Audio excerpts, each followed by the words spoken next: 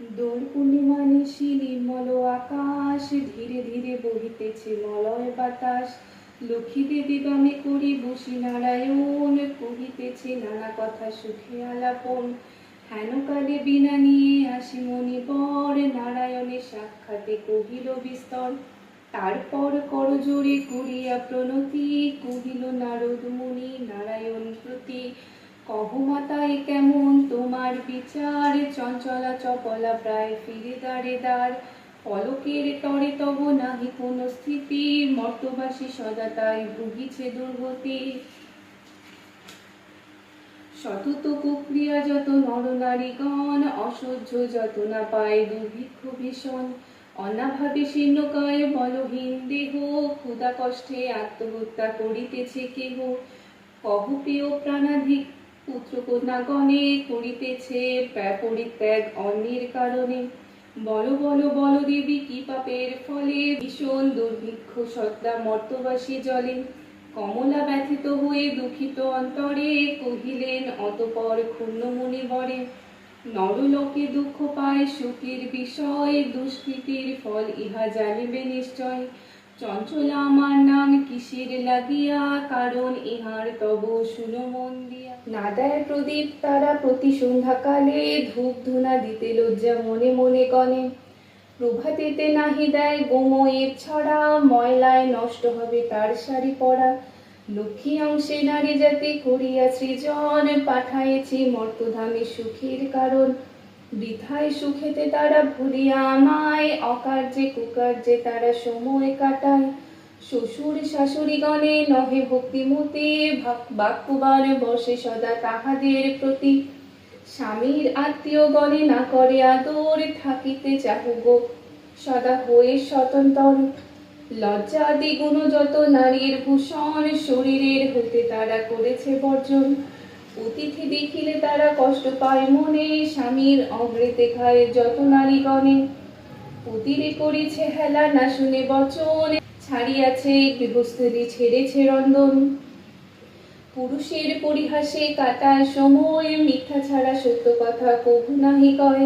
সতত তাহারা মোরে জ্বালাতন করে, চপলার প্রায় তাই ফিরে দাঁড়ে দাঁড়ে। ঈর্ষাদেশ হিংসাপূর্ণ মানব হৃদয়, পরশ্রী কাতর চিত্ত কুটিলতা। যে গৃহ এইরূপ পাপের আগার, অচলা হইয়া তথা থাকি কি প্রকার। বর্জিয়া এই সব দোষ হলে সদাচারী, অচলা থাকিব সেটা দিবা বিবা ভরি। এত শুনি মণিবর বলে হৃষ্ট মনে, কি হলে প্রসন্না দেবী হবে নরগণে। ওহে দয়াময়ী তুমি না করিলে দয়া, পারে কি লোভিতে নর তব পদ ছায়া। সৃষ্টি স্থিতি প্রলয়ের তুমি অধিকারী, জগত প্রসূতি তুমি জগত ঈশ্বরী। কৃপা করি করো মাতা বিহিত বিধান, পরের লাগিয়া কাঁদে সদা মোর প্রাণ। দেবর্ষীর বাক্যে দয়া উপজিল মনে, বিদায় করিল তারে মধু সম্ভাষণে। তারপর লক্ষ্মী দেবী ভাবে মনে মনে, ভুলকের দুঃখ নাশ করিব কেমনে। ভাবিয়া চিন্তিয়া বলে নারায়ণ প্রতি, কিরূপে হরিব এবে নরের দুর্গতি। কেমনে তাদের দুঃখ করিব মোচন, উপদেশ দাও মোরে বিপদ ভঞ্জন। সহিতে না পারি আর সংসার যাতনা, ত্যাজিব জীবন আমি করেছি বাসনা। নারায়ণী বলে শোনো আমার বচন, আত্মহত্যা মহাপাপ নরকে গমন। যাও সতী গৃহে গিয়ে করো লক্ষ্মী ব্রত, অচিরে হইবে তব সুখ পূর্বমত। গুরুবারে সন্ধ্যাকালে নীলি নারীগণে, করিবে লক্ষ্মীর ব্রত হর্ষিত মনে। জল পূর্ণ ঘটে দিবে সিঁদুরের ফোঁটা, আম্রের পল্লব দিবে শিরে এক গোটা। ধূপ দীপ জ্বালাইয়া লাখ রাখিবে ঘরেতে, শুনিতে বসিবে কথা দুর্বা নিয়ে হাতে। মনেতে লক্ষ্মীর মূর্তি করিয়া চিন্তন, এক মনে ব্রত কথা করিবে শ্রবণ। কথা আনতে উলু দিয়া প্রণাম করিবে,